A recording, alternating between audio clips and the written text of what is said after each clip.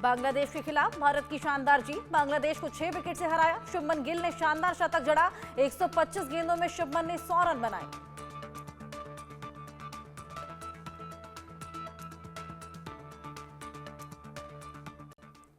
और चलिए बुलेटिन की शुरुआत एक बड़ी खबर के साथ। बांग्लादेश के खिलाफ भारत की शानदार जीत देखने को मिली। भारत ने बांग्लादेश को 6 विकेट से हराया। शुभमन गिल ने शानदार शतक जड़ा। 125 गेंदों में शुभमन ने 100 रन बनाए हैं। केएल राहुल ने विजय 6 भी लगाया।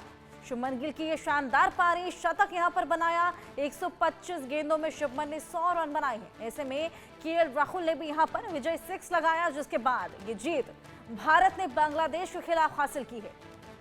तो बेदम यहां पर बांग्लादेश हुआ और चैंपियन ट्रॉफी में भारत की जीत का आगाज हो चला है। पहला मैच बांग्लादेश के खिलाफ जिसमें भारत जीत गया है। केएल राहुल ने यहां पर विजय 6 लगाया और बेहद अहम ये 6 उनका साबित हुआ, क्योंकि टीम को जीतने में इसने आसानी यहां पर कराई। और 125 गेंदों में शुभमन ने 100 रन बनाए हैं। और ये जो मिलकर पारी सभी खिलाड़ियों ने खेली, इसके बाद बांग्लादेश के खिलाफ भारत की ये शानदार जीत देखने को मिली। शमी और गिल ने भी जमकर यहां पर बांग्लादेश की टीम को धोया। और बांग्लादेश के बाद अब देखना होगा कि पाकिस्तान पर किस तरीके से प्रहार भारत की टीम करती हुई नजर आती है। तो बांग्लादेश की टीम को यहां पर हराकर अब देखना होगा कि पाकिस्तान के साथ जो मैच है टीम इंडिया का, उसमें क्या परफॉर्मेंस रहता है, किस तरीके से पाकिस्तान पर प्रहार करती है, बेदम करती नजर आती है।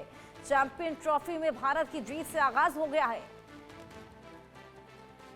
तो चैंपियंस ट्रॉफी का ये मैच बांग्लादेश और भारत के बीच, जिसमें आपको बताएं शुभमन गिल ने बेहद अच्छी बाजी मारी। 125 गेंदों में शुभमन ने 100 रन जड़े, जिसके बाद केएल राहुल विजय 6 लगाते नजर आए। और आपको बताएं कि ये 6 बेहद अहम रहा, क्योंकि इस 6 ने कहीं ना कहीं भारतीय टीम को जीतने में बेहद मदद करी। और शुभमन गिल ने भी शानदार पारी खेली। 125 गेंदों में शुभमन ने 100 रन बनाए।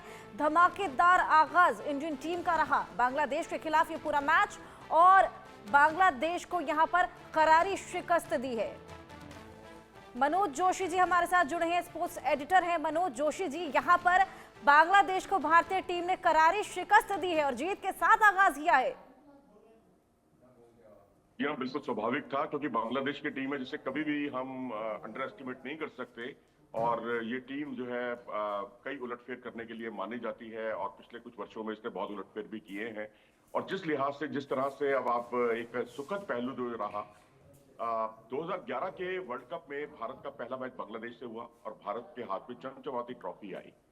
इस बार भी भारत का पहला मैच बांग्लादेश से हुआ है, तो हम उम्मीद कर सकते हैं कि चैंपियंस ट्रॉफी में कुछ अच्छा होने वाला है इस बार, क्योंकि हमारी बैटिंग बॉलिंग दोनों बहुत रिदम में हैं। और जिस तरह से मोहम्मद शमी ने शानदार गेंदबाजी की, और ऐसा लगा कि जैसे 24 विकेट जो उन्होंने चटकाए थे ओडीआई वर्ल्ड कप में पिछली बार 2023 में, उसके बाद से वो खेले नहीं थे और 2 मैचों में उन्होंने वापसी की, और ऐसा लगा कि जैसे वो अपनी फॉर्म को कैरी फॉरवर्ड कर रहे हैं। तो ये अपने आप में बहुत अच्छा सुखद पहलू रहा। जिस तरह से उनकी इनवर्ट मूवमेंट थी, जिस तरह से आउट स्विंगर थी, जिस तरह से ओल्ड गेंद, पुरानी गेंद से उनकी स्लोअर वन थी, बहुत खतरनाक साबित हुई। जैसा कि अभी थोड़ी देर पहले आपने शुभमन गिल का जिक्र किया, जो उनके बैकफुट पंच आप देखिए बड़े कमाल के थे। बैकफुट पंच के अलावा जो शॉर्ट आर्म जैब थे वो बड़े कमाल के थे। मिड विकेट और एक्स्ट्रा कवर की दिशा में जो उन्होंने बाउंड्रीज लगाई वो बहुत ही शानदार थी। तस्कीन को उन्होंने निशाना बनाया, जो उनके मुख्य स्ट्राइक बॉलर हैं। तो ऐसी स्थिति में अगर सर्वांगीण खेल देखा जाए, ओवरऑल खेल देखा जाए, तो भारतीय टीम का काफी अच्छा रहा, क्योंकि एक अच्छी शुरुआत भारत को मिल गई थी। लेकिन कुछ एक ऐसे पहलू हैं जिस पर अभी भी विचार करने की जरूरत है, क्योंकि अगला मैच एक महा मुकाबला होने जा रहा है भारत का पाकिस्तान से। बिल्कुल मनोज जी, बेहद अच्छी शुरुआत ये रही और प्लेयर्स भी काफी फॉर्म में नजर आए। एक और बड़ी खबर हम दर्शकों को बता दें, आपके पास वापस आऊंगी। चैंपियंस ट्रॉफी से जुड़ी एक और ये बड़ी खबर है। शमी की रफ्तार के आगे बिखरा है बांग्लादेश। मोहम्मद शमी ने 5 विकेट लिए। शमी के करियर में 6ठी बार ये 5 विकेट हॉल है, और ऐसे में बांग्लादेश 228 रनों पर ऑल आउट हो गया। शमी यहां पर बैकबोन जो कि साबित होते आए हैं इंडियन टीम की। ऐसे में शमी की रफ्तार के आगे बिखरा है ये पूरा बांग्लादेश। बांग्लादेश की टीम उनके आगे करारी शिकस्त खाती नजर आई। मनोज जी, बैकबोन रहे हैं शमी, और ऐसे में कल भी फुल फॉर्म में नजर आए। 6ठी बार उन्होंने 5 विकेट हॉल बनाया है।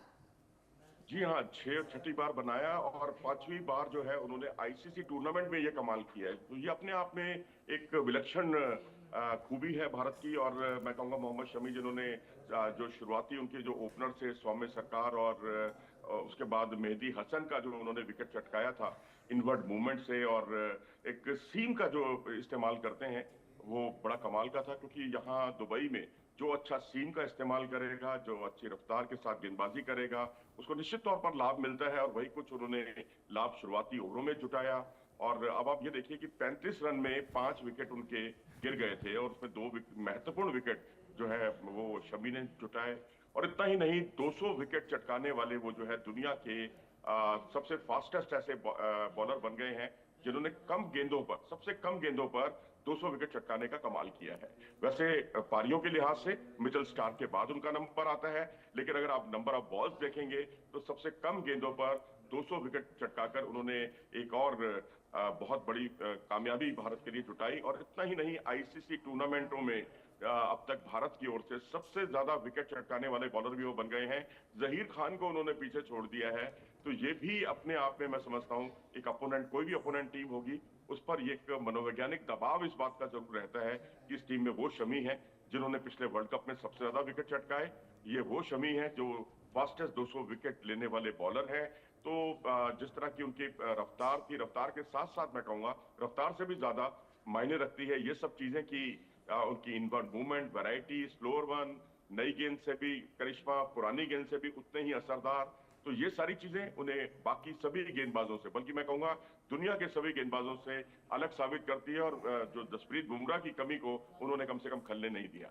बिल्कुल, शमी कहीं ना कहीं ऑलराउंडर भी है, ऐसे में रिकॉर्ड तो उन्होंने कायम किया ही है। एक और बड़ी खबर दर्शकों को दे दें, भारत बांग्लादेश मैच में कई रिकॉर्ड टूटे हैं। शुभमन गिल का वनडे में 8वां शतक रहा। रोहित शर्मा ने वनडे में 11,000 रन पूरे किए हैं। वहीं शमी ने, जैसे कि अभी मनोज जी ने बताया, सबसे कम गेंदों में 200 वनडे विकेट पूरे किए हैं। शमी ने अब तक कुल 5,126 गेंदों में 200 विकेट लिए हैं। यानी कि शमी और साथ ही रोहित शर्मा, शुभमन गिल, ये तमाम लोग यहां पर कई रिकॉर्ड तोड़ते नजर आए हैं। बेहद अच्छा ये मैच साबित हुआ है सभी के लिए, इंडियन क्रिकेट टीम के लिए। शुभमन, रोहित शर्मा और शमी कई रिकॉर्ड यहां पर बनाते नजर आए। शमी ने सबसे कम गेंदों में 200 वनडे विकेट पूरे किए और अब तक कुल 5,126 गेंदों में 200 विकेट लिए हैं। कई रिकॉर्ड भारत बांग्लादेश मैच में टूटे हैं। शुभमन गिल का वनडे में 8वां ये शतक रहा। रोहित शर्मा ने भी वनडे में 11,000 रन पूरे किए हैं। मनोज जी, तमाम रिकॉर्ड्स यहाँ पर टूट गए हैं। जी हाँ, बिल्कुल, रिकॉर्डों की एक तरफ से ऐसा लग रहा था बरसात हो रही है। और जिस तरह से आपने शुभमन गिल का बताया, शुभमन गिल सबसे कम मैचों में भारतीय रिकॉर्ड उन्होंने बनाया कि 8 सेंचुरी उन्होंने पूरी की। और इतना ही नहीं, शुभमन गिल के अलावा आपने रोहित शर्मा का जिक्र किया। रोहित शर्मा 11,000 रन पूरे करने वाले खिलाड़ी बन गए हैं और सभी भारतीयों में वो विराट कोहली के बाद दूसरे नंबर पर आ गए हैं जिन्होंने सबसे कम मैचों में ये कमाल किया है। तो पहले रिकॉर्ड बनते थे, लेकिन रिकॉर्ड बनते ही टूटने के लिए हैं। तो अब रिकॉर्ड क्योंकि मौजूदा भारतीय टीम के खिलाड़ी बना रहे हैं, तो ये दुनिया के जो बाकी खिलाड़ी हैं उन पर इसका एक असर जरूर दिखाई देता है कि भाई इतने सारे कीर्तिमान बन रहे हैं, भारतीय टीम जीत रही है और दुनिया की नंबर 1 टीम है।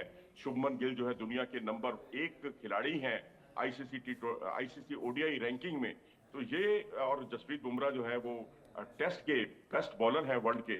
और अभिषेक शर्मा भारत के जो है T20 क्रिकेट के नंबर 2 प्लेयर हैं दुनिया के। तो इन सब चीजों का साइकोलॉजिकल असर अपोनेंट टीमों पर जरूर पड़ता है। और मैं समझता हूँ पाकिस्तान के खिलाफ ये सारी चीजें बहुत काम आने वाली हैं, क्योंकि पाकिस्तान टीम थोड़ी बिखरी हुई दिखाई दे रही है और भारतीय टीम एक संगठित दिखाई दे रही है। लेकिन फिर भी मैं कहूंगा कि 2-3 चीजें जरूर हैं जिस पर अभी ध्यान देने की जरूरत है, क्योंकि हम बहुत ज्यादा जब जीतते हैं तो अपने ग्रे एरियाज पर को बिल्कुल नजरअंदाज कर देते हैं। जो हमने कल कैच टपकाए हैं, अब आप देखिए हैट्रिक बनने जा रही थी वहां पर अक्षर पटेल की, वहां रोहित शर्मा से कैच छूट गया। जिसका कैच छूटा जाकर अली का, वो जनाब जो है 100 रन की पार्टनरशिप करने में कामयाब हो गए। जो जसप्रीत जो हार्दिक पांड्या हैं उनसे एक कैच छूटा हृदय का, और हृदय जो है सेंचुरी बनाने में कामयाब हो गए। तो ये तो अभी बांग्लादेश था सामने, कहीं न्यूजीलैंड सामने आ गया और न्यूजीलैंड से आना ही है, हमारा पाला पड़ना ही है 2 मार्च को। तो वहां पर अगर आप ये सब मूलभूत गलतियां करेंगे तो मैं समझता हूं ये बहुत भारी पड़ सकती हैं, क्योंकि केएल राहुल ने 2 स्टंपिंग के जो है मौके चूके, एक उनसे कैच छूटा। रोहित शर्मा से कैच छूटा, हार्दिक पांड्या से कैच छूटा। तो ये कुछ चीजें हैं जिस पर भारत को अभी विचार करने की जरूरत है। बिल्कुल मनोज जी, बहुत अच्छी बात आपने बोली कि ग्रे एरियाज पे काम करना भी बेहद जरूरी है। साथ ही पाकिस्तान का आपने जिक्र किया था, एक बड़ी खबर पाकिस्तान से जुड़ी भी दे दे। पाकिस्तान के बाद अब बांग्लादेश के तेवर भी ढीले पड़ने लगे हैं। पाकिस्तान के बाद बांग्लादेश की हार, सेमीफाइनल की रेस अब मुश्किल हो गई है। पाकिस्तान और बांग्लादेश का सेमीफाइनल का सफर अब मुश्किल है और टीम इंडिया ने एक और कदम इसके आगे बढ़ाया है। पाकिस्तान के बाद बांग्लादेश की टीम को ग्रुप ए के चैंपियंस ट्रॉफी मुकाबले में हार का सामना करना पड़ा है।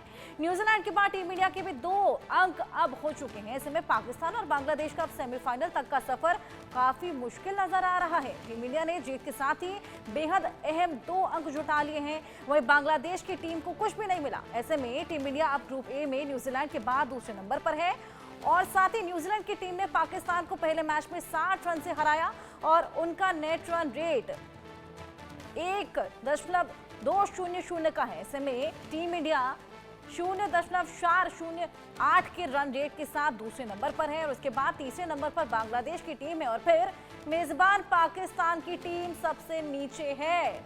मनोज जी, पाकिस्तान मेजबानी कर रही है और यहाँ पर अंक के मुताबिक अगर देखा जाए तो सबसे नीचे चल रही है। देखिए, मैं फिर भी कहूंगा कि पाकिस्तान में टैलेंट की कमी नहीं है, बस दिक्कत है प्लानिंग की।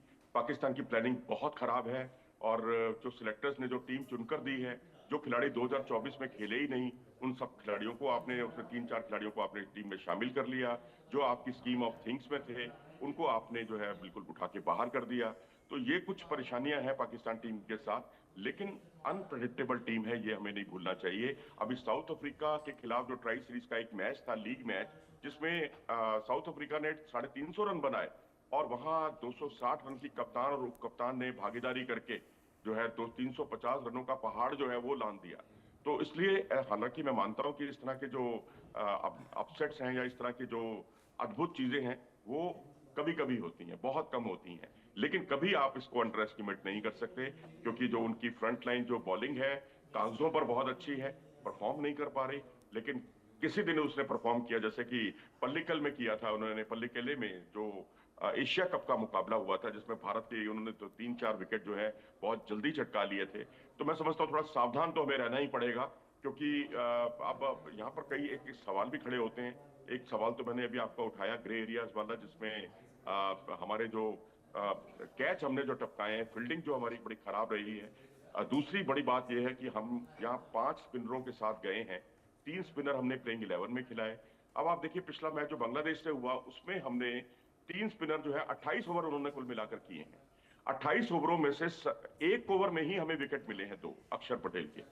बाकी 27 ओवर तक भारतीय स्पिनर जो है विकेट के लिए जूझते रहे हैं। अब ये किस तरह की प्लानिंग है? हम दूसरों की प्लानिंग पर तो सवाल उठाते हैं, हम अपने ऊपर भी हमें देखना चाहिए कि 27 ओवर हमारे बिना विकेटलेस गए हैं हमारे स्पिनरों के, और हम स्पिनरों को मैच विनर कहते हैं। तो बड़ी टीमों के खिलाफ और जब पाकिस्तान अपनी रिदम में होगी तो उस वक्त क्या हम उनको रिस्ट्रिक्ट कर पाएंगे? ये भी कुछ एक सवाल है जिसका जवाब हमें 23 तारीख से पहले खोजना ही होगा। बिल्कुल, अब देखना होगा कि पाकिस्तान आगे कैसा परफॉर्म करती है। एक और बड़ी खबर दर्शकों को बता दें, चैंपियंस ट्रॉफी में पाकिस्तान को दोहरा झटका लगा है। कैसे लगा ये भी बताते हैं। स्लो ओवर रेट के लिए कटेगी 5% मैच की फीस और ऐसे में न्यूजीलैंड के खिलाफ निर्धारित समय में 1 ओवर कम डाला था। पाक के सलामी बल्लेबाज फखर जमान को भी चोट लग गई। इसमें फील्डिंग करते समय फखर जमान को ये पूरी चोट लगी थी और यहाँ पर फील्डिंग करते समय फखर जमान को चोट लगी। ये दोहरा झटका पाकिस्तान के लिए, एक तो फखर जमान को चोट लगी, ऊपर से स्लो ओवर रेट के लिए अब 5% मैच की फीस भी कटने वाली है। मनोज जी, दोहरा झटका लग गया है पाकिस्तान को, 5% मैच की फीस भी कटेगी और फखर जमान को भी चोट लग गई है। जी हाँ, स्लो ओवर रेट जो है वो इसलिए भी होती है जब आप पूरी तरह से तेज गेंदबाजों पर पूरी तरह निर्भर होते हैं और स्पिनर्स को पर ज्यादा आप रिलाई नहीं करते। आपकी टीम में एक ही स्पिनर है, बाकी आपने पार्ट टाइमर्स रखे हुए हैं। जब आपके पास 3 फ्रंटलाइन या 2 फ्रंटलाइन स्पिनर नहीं होंगे तो ओवर रेट का मसला रहेगा। तो तेज गेंदबाजों को फिर आपको उसमें बहुत तेजी दिखानी पड़ेगी, अपने जो ओवर्स जल्दी फेंकने पड़ेंगे, क्योंकि अभी स्लो ओवर रेट का जुर्माना आपके ऊपर जुर्माना हुआ है। और आने वाले समय में जो है और जो मैचेस खेलने हैं, यही अगर स्थिति रही, क्योंकि अब ऐसा तो है नहीं कि ये यहाँ एक की जगह पर 3 स्पिनर खेलेंगे पाकिस्तान के, क्योंकि उनके पास स्पिनर का कोटा ही नहीं है, स्पिनर ही नहीं है उनके पास। तो ये परेशानी। दूसरी बात आपने कही फखर जमान की, जी हाँ, बहुत बड़ा झटका है उनके लिए, क्योंकि फखर जमान जो है भारत के खिलाफ चैंपियंस ट्रॉफी 2017 में शतक वीर थे, उनके सेंचुरी बनाने वाले प्लेयर थे, जिन्होंने भारत को मैच नहीं जीतने दिया था। अब उनका इंजर्ड होना, हालांकि भारत के लिए तो राहत है, लेकिन मैं तो ये चाह रहा था कि हम फखर जमान को बोल्ड करते और उस हार का सही तरीके से हिसाब चुकता करते। लेकिन खबरें तो यहां तक भी आ रही हैं कि वो चैंपियंस ट्रॉफी से ही बाहर हो गए हैं। लेकिन अभी पुख्ता उस पर मोहर लगनी बाकी है, क्योंकि पीसीबी की आधिकारिक तौर पर इस तरह का कोई बयान नहीं आया है। लेकिन जिस तरह की इंजरी है, उससे यह जाहिर होता है कि फखर जमान जो है पहले भी पूरी तरह फिट नहीं थे। और क्योंकि अगर आप एक कवर पर जो शॉट खेला गया था उसको आपने रोका और थ्रो किया, और उसके बाद आपकी जो है बैक इंजरी आपको हो गई, तो मेरे ख्याल से एक थ्रो करने में अगर आपको इंजरी हो रही है तो इसका मतलब है कि आप पहले से पूरी तरह फिट नहीं थे। बिल्कुल मनोज जी, दोहरा झटका तो खैर ये है ही, और इंडियन जो टीम है उन्होंने बेहद शानदार आगाज यहां पर किया है, लेकिन कहते हैं ना कि अंत भला तो सब भला। अब देखना होगा कि आगे ये परफॉर्मेंस कैसा रहता है, और जो ग्रे एरिया जिसके बारे में हमने डिस्कशन किया, अब देखना होगा उन पर किस तरीके से काम किया जाता है।